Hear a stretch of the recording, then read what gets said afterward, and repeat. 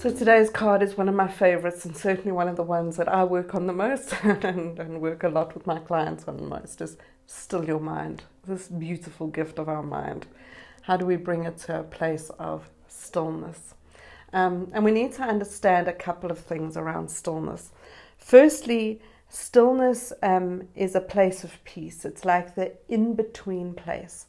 So there's a great theory about a guy who does some work with what's called still point. And still point is the space between breaths.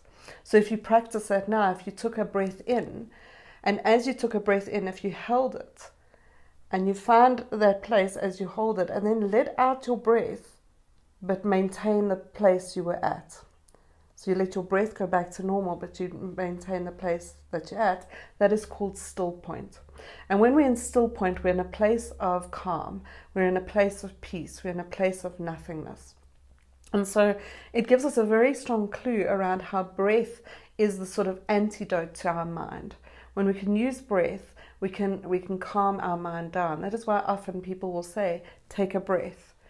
Before you speak, breathe. And that clears our mind and brings us back to a perspective of stillness. And when we can access stillness, we can access creativity, and we can access resourcefulness, and we can access many other things. And we'll know this when we get anxious, when we get stressed, we hold our breath, and then the mind can't find solutions to what's going on. So this is one aspect of stilling your mind.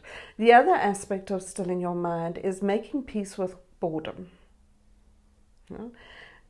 It is without a doubt the thing that I notice the most in my clients is the avoidance of boredom.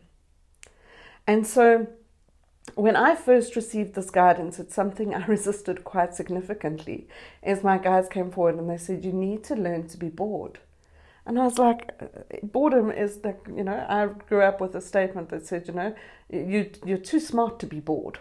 And so boredom was something to be avoided at all costs. And I notice this when I bring it up with many of my clients, is that when I say, are you okay with being bored? The initial response is an absolute no. Now, if I had to explain why boredom is important, boredom is the portal between reactivity and creativity. If we have to look at our lives, most of the time we're in quite a lot of reaction. We're reacting to everything. This happens, we react. This happens, we react. This happens, we react. When we can come to stillness, the mind gets concerned because it thinks it's not going to have a job anymore. And so boredom becomes this place of relaxation. It becomes that still point place. And when we can be okay with boredom, we start to enter into the void of possibility. And we start to have a different entry point of data that comes into our world, which would often be called our intuition or our wisdom, or our guidance, whatever you want to notice it as. And so when we do this, then we can start to be inspired and we can start to create. And when we create, we start resolving challenges in our life. When we react, we feed the challenges in our life. And so reaction will always create the same experience you've had, whereas creation is a completely different energy. And what I've simply described here is the ability to enter into what most people use meditation for, is a place of stillness. And so, again, with meditation, I've said this before, it doesn't have to be in 15 hours of levitation. It could be 2 minutes of quietness, 2 minutes of breath, to still your mind so that you can access these resources. The other challenge with the mind is the incessant need for it to analyze things. Yeah? Analysis is the calling of the mind. It's constantly trying to sort things out, put it in boxes, feel like it's in control, know what to do it. It's the need to understand everything. And this is exhausting. Even as I talk about it, it becomes exhausting. And that's why we have the picture of the person walking in the labyrinth. If you've never experienced a labyrinth, what a labyrinth is, it's a circular pathway where you start on the outside and you walk all the way, you follow the pathway to the center.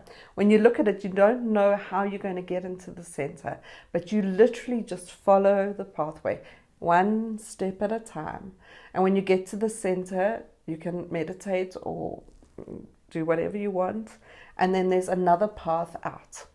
And so we go in and we go out. Now, a labyrinth is very different to a maze. A maze, we enter it, and it's the mind's job to try and figure out how to get out of the maze. Do I go left? Do I go right? Shall I go here? What shall I do? Where did we come from? Where are we going to? And so this is a strategy to do something. And the fundamental difference between a labyrinth and a maze is a labyrinth, you just follow the path. Whereas a maze, you've got to think about what to do. If we use this metaphor and we take it further in our life, if we've got our mind and our intuition, if our intuition is a lot like walking the labyrinth and our mind is a lot like walking the maze, we can strategize and come up with plans forever. But if we can get to stillness, we can actually come to what is the next step. What is it I need to face? What is it I need to do? What is it I need to heal? And then that helps us take that forward. A very good friend of mine sent me a beautiful message yesterday. It's actually very appropriate to this. It's a meme, and there's two people, and the one says, "Babe, what happened to you?" And the other one says, "Well, I let my mind run away from me, or I let my thoughts run away from me, and now I hurt my own feelings." And it's such a beautiful meme because it's exactly what we do. We cause ourselves a lot of pain by letting our mind go on these rampant what-if strategies. You know, we predict and we awfulize, and we come up with a profound amount of things that we think are going to happen to us that aren't actually happening. And our body does not know the difference between fact and fiction and responds to these stories. And a lot of anxiety and pain and stress and worry comes from an overactive mind. And so learning how to still your mind has to be one of the greatest gifts you can give yourself. So the exercise for today is very simple. Meditate, however you want to do it. I don't mind how you meditate. Go and Google it. There are thousands of guided meditations. There's lots of meditation techniques. And one that I would offer you as a beautiful one to do is, I'll find a way for you to download this. We'll link it onto the podcast if we can. Otherwise, you can Google a labyrinth and print a labyrinth out. And you can do it with a pen, where you walk the labyrinth with your pen and just do a silent meditation of walking through the labyrinth to the center. And you can set an intention for that. It could be to find the next step on your path, and you can just walk the labyrinth. And as you move the pen, if there comes to a point in the labyrinth that you need to sit quietly because there's some kind of blockage, just become aware of it. And then make all the way to the center. When you get to the center, put down your pen and spend 5 minutes in silence. And when you're ready, pick up your pen and walk back out the labyrinth. If you have access to a full labyrinth, I'd ask you to go and do that as another exercise. So sending you lots of love. Here's to your stillness. Namaste. Get your very own deck of I Am Lightwalker cards straight from Taryn by visiting iamlightwalker.com/cards.